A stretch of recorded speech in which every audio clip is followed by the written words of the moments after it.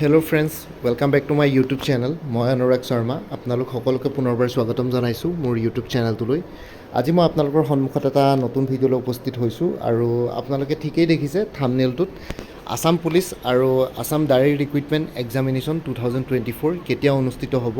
আছাম পুলিচৰ পৰীক্ষা ইতিমধ্যে আজি কেইদিনমান আগতে আমাৰ অসমৰ মুখ্যমন্ত্ৰীয়ে তেওঁ কৈছিলে যে অসম পুলিচৰ পৰীক্ষা জুলাই মাহত অনুষ্ঠিত হ'ব বুলি, কিন্তু এতিয়ালৈকে কোনো নিশ্চয়তা নাই। জুলাই মাহত হয়তো অনুষ্ঠিত নহ'ব পাৰে। মই আপোনালোকক এটা ক্লিক শ্বেয়াৰ কৰিম ডক্টৰ হিমন্ত বিশ্ব শৰ্মাই ৰিচেণ্টলি কি ক'লে সাংবাদিকৰ আগত। চ' আপোনালোকে সেই ক্লিপটো চাই পেলাই গম পাব যে পৰীক্ষা কেতিয়া হ'ব পাৰে আৰু কিহৰ কাৰণে হয়তো পষ্টপ'ন হৈছে বা কিহৰ কাৰণে দেৰি হৈ আছে। চ' সেইখিনি গম পাব ক্লিপটোত। মই জাষ্ট দেখুৱাম 18 ছেকেণ্ডমানৰ এটা ক্লিপ আছে হিমন্ত বিশ্ব শৰ্মাৰ। আৰু লগতে অসম আৰক্ষীৰ পৰীক্ষা জুলাই মাহত অনুষ্ঠিত চাগে নহ'ব, তেওঁৰ কথাখিনিৰ পৰা গম পালোঁ। আৰু লগতে যদি আছাম ডাইৰেক্ট ৰিক্ৰুইটমেণ্টৰ কথা কওঁ, তেতিয়াহ'লে আছাম ডাইৰেক্ট ৰিক্ৰুইটমেণ্টৰ পৰীক্ষাও আপোনালোকে জুলাই মাহত, জুলাইততো এক্সপেক্ট নকৰিবই, আগষ্টতো নকৰিব। জুলাই আগষ্ট বাদ দি পেলাই ছেপ্টেম্বৰ মানত এক্সপেক্ট কৰক। ছেপ্টেম্বৰত মুঠতে এই ক্লিপটো চাই লওক, তেতিয়া আপোনালোকে গম পাব। ক্লিপটোত গোটেইখিনি বস্তু ডক্টৰ হিমন্ত বিশ্ব শৰ্মাই ধুনীয়াকৈ কৈছে। ক্লিপটো ভিউ কৰক। আমাৰ গোটেইখিনি ৰেডি হৈ আছে। বৰ্তমান বানৰ পৰিস্থিতিৰ কাৰণে মই এই বিষয়টো চকু দিয়া নাই, কাৰণ আজি যদি আমি পৰীক্ষা পাতিব লাগে, পুলিচে দৌৰিব লাগিব। পুলিচত এখন খেলপথাৰতো পানী নোহোৱাকৈ নাই।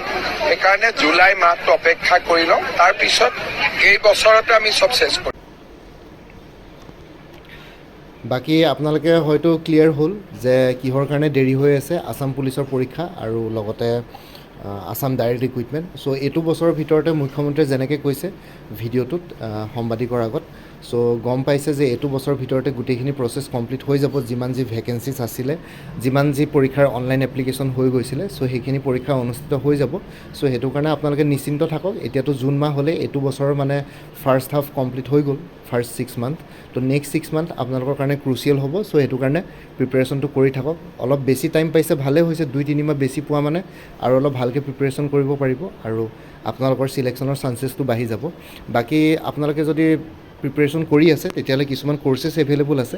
সেই কৰ্চখিনিৰ কথা মই কৈ দিছোঁ। আৰু লগতে আগতে যদি আপোনালোকে মোৰ পৰা কিবা কৰ্চ কিনিছিলে, তেতিয়াহ'লে এতিয়া নতুন কৰ্চ এটা কিনাৰ আগতে এবাৰ মোক জনাই ল'ব কোনটো কৰ্চ কিনিছিলে, কাৰণ কিছুমান কৰ্চত কিছুমান মেটেৰিয়েলছ একেই থাকে। চ' সেইটো কাৰণে মই নিবিচাৰোঁ যে আপোনালোকে আকৌ একেই টাইপৰ মেটেৰিয়েলছৰ কাৰণে এনেই পইচা ভৰাটো। চ' সেইটো কাৰণে কিবা যদি আগতে কৰ্চ কিনিছিলে মোক এবাৰ জনাই ল'ব, তেতিয়া মই আগতে কিনা কৰ্চত থকা মেটেৰিয়েলছখিনি ইয়াতে ডিডাক্ট কৰি পেলাই বা কৰি পেলাই এডজাষ্ট কৰি পেলাই নতুনখিনি দিম। তেতিয়া আপোনালোকৰ প্ৰাইচটো অলপ কমি যাব। তো first of all APSC assistant accounts officer APDCL AEGCLৰ ফুল কৰ্চ এটা এভেইলেবল আছে 400 ৰুপিছত। তাৰপিছত APSC ৰিচাৰ্চ এছিষ্টেণ্ট ফাইনেন্স ডিপাৰ্টমেণ্টৰ ফুল কৰ্চ এটা এভেইলেবল আছে 400ত। APSC CC প্ৰিলিমিনাৰী মানে কম্বাইন কম্পিটিটিভ এক্সামিনেশ্যন প্ৰিলিমিনাৰী 2024-25ৰ কাৰণে ফুল কৰ্চ এটা এভেইলেবল আছে 400ত। APSC CDPO child development project অফিচাৰৰ জেনেৰেল ইংলিছ আৰু জেনেৰেল নলেজ 2খন পেপাৰে কভাৰ হৈছে এইটো কৰ্চত 300 ৰুপিছত। Assam direct recruitment ADRE 2.0 full course এটা এভেইলেবল আছে 350ত। উমেন এণ্ড চাইল্ড ডেভেলপমেণ্টৰ ষ্টেটিষ্টিকেল এছিষ্টেণ্টৰ ফুল কৰ্চ এটা এভেইলেবল আছে 350ত। আছাম পুলিচৰ SI কনিষ্টেবল আৰু অন্যান্য যোনখিনি পষ্ট আছিলে তাৰ কাৰণে এটা ফুল কৰ্চ এভেইলেবল আছে 350ত। ঠিক আছে। ADRE আৰু আছাম পুলিচৰ কথা যিহেতু ভিডিঅ'টোত কৈছোঁ, চ' এইকেইটা ইম্পৰ্টেণ্ট হয়, এইকেইটা কৰ্চ আপোনালোকে ল'ব পাৰে। তাৰপিছত APSC computer operator full course এটা এভেইলেবল আছে 300ত। APSC টুৰিজিম ডেভেলপমেণ্ট অফিচাৰৰ ফুল কৰ্চ এটা এভেইলেবল আছে 300ত।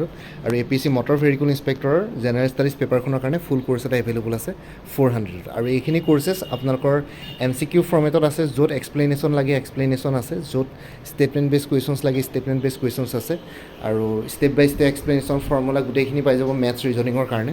আৰু লগতে কোনোবা যদি ইণ্টাৰেষ্টেড কেণ্ডিডেটছ আছে, তেতিয়াহ'লে এই হোৱাটছএপ নম্বৰটো মেছেজ কৰি জনাওক আপোনালোকক কোনটো কৰ্চ লাগে।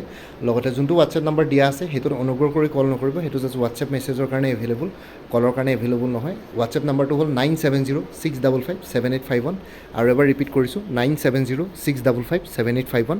এই হোৱাটছএপ নম্বৰটোত মেছেজ কৰি জনাওক আপোনালোকক ওপৰত দিয়া কোনটো কৰ্চ লাগে। এই কৰ্চখিনিৰ কথাটো আপোনালোকক এই ভিডিঅ'টোৰ ডেছক্ৰিপশ্যন আৰু কমেণ্ট ছেকশ্যনটো এবাৰ দি দিম। আপোনালোকে ভিডিঅ' ডেছক্ৰিপশ্যন আৰু কমেণ্ট ছেকশ্যন চেক কৰিলেও পাই যাব গোটেইখিনি কৰ্চৰ কথা। আৰু লগতে মোৰ আৰু এটা চেনেল আছে অসম IQ বুলি, সেই চেনেলটোৰ লিংকটো এই ভিডিঅ'টোৰ ডেছক্ৰিপশ্যনত দি আছোঁ। আপোনালোকে সেইটো চেনেলো ছাবস্ক্ৰাইব কৰিব পাৰিব, চ' ভৱিষ্যতলৈ এনেকুৱা ধৰণৰ কম্পিটিটিভ এক্সামছবিলাক দিয়াৰ ক্ষেত্ৰত আৰু অলপ এক্সট্ৰা গাইডেঞ্চ পাই যায়। বাকী ইমানেই আছিলে এই ভিডিঅ'টোৰ ডেছক্ৰিপশ্যনৰ কমেণ্ট ছেকশ্যন চেক কৰক আৰু লগতে কোনোবাই যদি কোৰ্চ ল'ব বিচাৰে ল'ব পাৰে যোনটো কোৰ্চ লাগে সেইটোৰ কথা কৈ দিব আপোনালোকে তেতিয়া মই কোৰ্চটোত কি কি ইনক্লুডেড থাকিব গোটেইখিনি শ্বেয়াৰ কৰিম কণ্টেণ্টছখিনি লগতে পে'মেণ্টৰ লিংক দি দিম পে'মেণ্ট কৰাৰ লগে লগে আপোনালোকে গোটেই কোৰ্চটো নিজৰ হোৱাটছএপতে এভেইলেবল পাই যাব বাকী ইমানেই আছিলে মোৰ ভিডিঅ'ছবোৰ চাই যদি ভাল পায় মোৰ চেনেলটো ছাবস্ক্ৰাইব কৰি ল'ব আৰু লগতে আপোনালোকৰ যিমানখিনি ফেমিলি ফ্ৰেণ্ডছ ৰিলেটিভছ আৰু চিনাকি এক্সপিৰিয়েঞ্চ আছে তেওঁলোকৰ লগত মোৰ চেনেলটো শ্বেয়াৰ কৰিব লগতে কমেণ্ট ছেকশ্যনত জনাব কিবা যদি কুৱেশ্যন থাকে ডাউট থাকে মই নিশ্চয় আপোনালোকৰ কুৱেশ্যনছ আৰু ডাউটছবিলাকৰ ৰিপ্লাই দিবলৈ চেষ্টা কৰিম বাকী আজিৰ ভিডিঅ'টো ইমানতে সমাপ্ত কৰি আপোনালোক সকলোৰ পৰা বিদায় ল'লোঁ কাইলৈ পুনৰ এটা নতুন ভিডিঅ' লৈ আপোনালোকৰ সন্মুখত উপস্থিত হ'ম তেতিয়ালৈকে ভালকৈ প্ৰিপেৰেশ্যন কৰি থাকক সকলোৱে অল দি বেষ্ট থাকিলে bye take care friends Bharat মাতা কি জয় জয় আই অসম